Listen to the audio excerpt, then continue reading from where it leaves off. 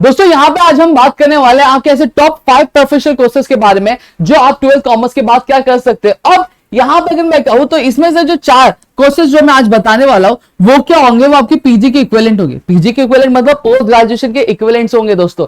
अब यहाँ पे चीजें मैं आपको बता देना चाहता हूं दोस्तों कि अगर आप ये कोर्स करते हैं तो आपको 3 साल का डिग्री करने की जरूरत नहीं है। अगर आपके ये कोर्स कंप्लीट हो जाते हैं तो, और आपके 2 साल के आपको मास्टर्स करने की जरूरत नहीं है, आप बस ये कर लेंगे तो ये क्या माना जाता है, ये आपके किसके इक्विवेलेंट माना जाएगा, ये आपके पोस्ट ग्रेजुएशन के क्या इक्विवेलेंट क्या माना जाता है दोस्तों। और इसकी जो वैल्यू होती है बहुत ज्यादा अच्छी होती है। इवन तो जो अर्निंग होती है, सैलरी जो होती है वो भी क्या बहुत अच्छी खासी क्या सैलरी क्या आप अर्न करते हो आप ये कोर्सेज करने के बाद दोस्तों। अब चलो ये करके बात करते हो। सबसे पहली चीज हम ये जानते ही है, चार्टेड अकाउंटेंट। एक बंदा जब एडमिशन लेता है आपकी 11th कॉमर्स में तो उसका एक सपना होता है कि मैं चार्टेड अकाउंटेंट बनूं, एक सीए बनूं। तो जो प्रपोर्शन होता है सीए का वो क्या होता है, सब जो ड्रीम करते हैं सीए बनने का वो आपका 75% प्रपोर्शन तो रहता ही रहता है। ये तो मैंने कम बोल दिया, और ज्यादा ही रहता है।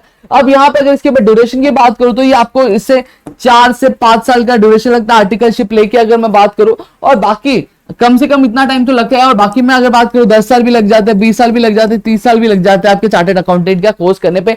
ये बट ऑब्वियसली बात है, ये आप पे डिपेंड करता है, आप चीजों को कितना ग्रास्प कर पाते हो, आप क्या चीजों को कितना जल्दी समझ पाते हो, और पेपर्स कितने जल्दी क्या क्लियर कर पाते हो दोस्तों। अब यहाँ पे अगर मैं दूसरे कोर्स की अगर बात करूं तो कंपनी सेक्रेटरी का है दोस्तों। कंपनी सेक्रेटरी के बारे में भी अगर मैं कहूं तो इसको भी 4 से 5 साल का क्या समय लगता है आपका ये कोर्स ग्रैब करने के लिए दोस्तों। और आप किसी ऑर्गेनाइजेशन में जो सबसे सीएफओ तक की पोस्ट जो होती है वो क्या आप अक्वायर क्या कर सकते हो, एक सीएस या फिर सीए करके दोस्तों।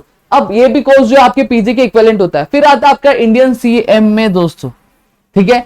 अब इंडियन सी में भी एक आपका चार्टेड कोर्स है दोस्तों, और इसको क्या कहा जाता है, ये आपके अगर मैं कहूं तो ये आपकी यूनिवर्सिटी इक्विवेलेंट टू यूनिवर्सिटी नहीं माना जाता, लेकिन इक्विवेलेंट टू मास्टर्स क्या इसको क्या माना जाता है दोस्तों, इस कोर्स को, ठीक है। अब यहीं पर अगर मैं बात करूं चौथे कोर्स की तो आपका आता है एसोसिएशन ऑफ चार्टेड अकाउंटेंट।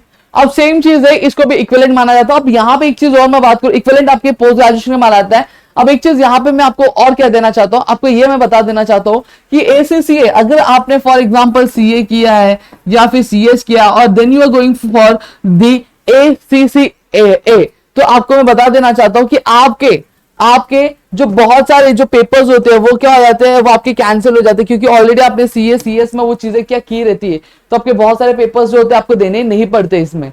अब यहां पे अगर मैं बात करूं तो 5वां है जो आपका एक्चुअल साइंस। अब एक्चुअल साइंस के बारे में मैंने कई बार बताया है कि ये सबसे बोला जाता है तो टफेस्ट एग्जाम है हमारे कॉमर्स सेक्टर में। और देखो नाम में साइंस, इसका मतलब ये नहीं होता कि साइंस वाले देंगे इसको, कॉमर्स वाले भी देते हैं, कॉमर्स वालों का ही एग्जाम है दोस्तों। मैंने आपको बताया कि जो इंश्योरेंस हम लेते हैं, अब इंश्योरेंस की प्रीमियम डिसाइड होती है, तो प्रीमियम डिसाइड कौन करता है, ये जो आपका एक्चुअल साइंस का जो बंदा होता है ना वही डिसाइड करता है दोस्तों, ठीक है। तो वो सारी चीजों को एनालाइज करके क्या चीजें हमारे क्या प्रेजेंट करता है। तो मेरे ख्याल से आपको ये चीज समझ गई है तो प्लीज वीडियो को लाइक करिएगा, चैनल सब्सक्राइब नहीं किया तो चैनल सब्सक्राइब करो, अपने दोस्तों के साथ शेयर करो। अगर आप इनमें से कोई भी कोर्स करना चाहते हो तो प्लीज कमेंट सेक्शन में कमेंट करना। अगर इसमें से किसी कोर्स के डिटेल वीडियो चाहिए तो प्लीज कमेंट सेक्शन में कमेंट जरूर करना, ताकि हम वो वीडियो आपके लिए लेकर आ सके दोस्तों।